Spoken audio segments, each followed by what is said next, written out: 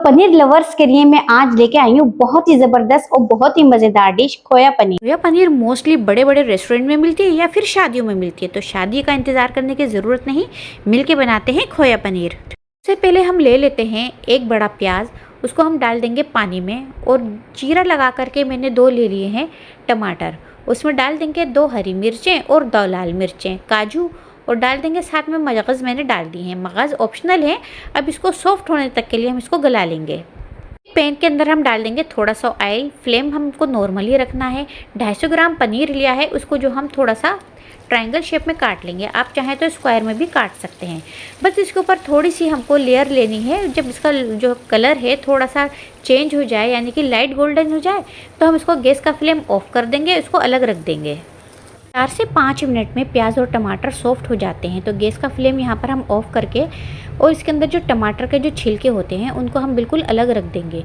छिलका डालने से आपकी ग्रेवी में स्मूथनेस नहीं आती। जब ये थोड़ा सा ठंडा होने के लिए हम इसको रखेंगे, उसके बाद हम डाल देंगे इसको ग्राइंडर में। प्याज टमाटर और ये सब थोड़े से ठंडे हो जाएंगे तो इनका हम बारीक स्मूथ सा पेस्ट बना लेंगे।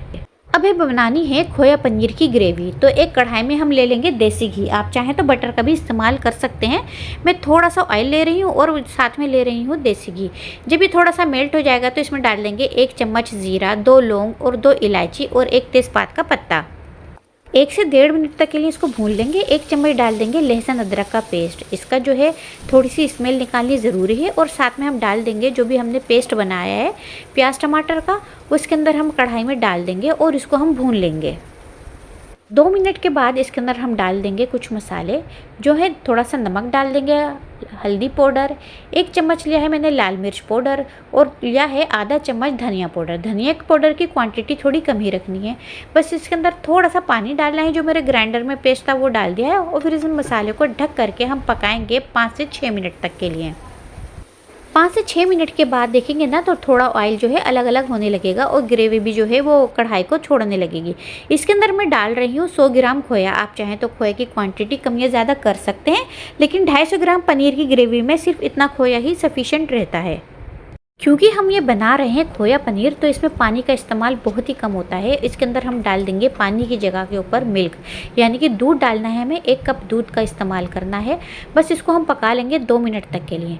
जब ये ग्रेवी के अंदर अच्छी तरह से उबाल आने लगेगा तो इसके अंदर हम डाल देंगे पनीर।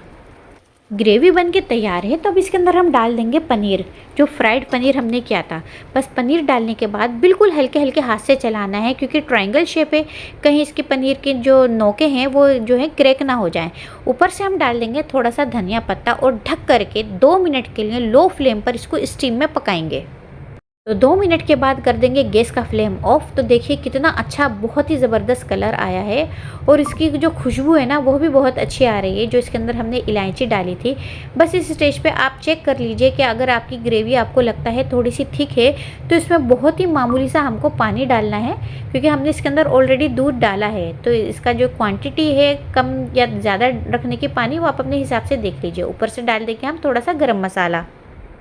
बस बहुत ही जल्दी से बन जाती है हमारी खोया पनीर और बहुत ही अच्छी, बहुत ही रिच डिश है, आप ज़रूर बनाइएगा। ऊपर से हम डाल देंगे थोड़ा सा पनीर, जो बचा लिया था वो पनीर डाल देंगे, आप चाहें तो खोया भी डाल सकते हैं। बस जी जल्दी से मोबाइल उठाइए, मेरी रेसिपी को लाइक एंड शेयर कीजिए और जिन लोगों ने मेरा चैनल सब्सक्राइब नहीं किया तो वो प्लीज़ सब्सक्राइब कर दीजिए।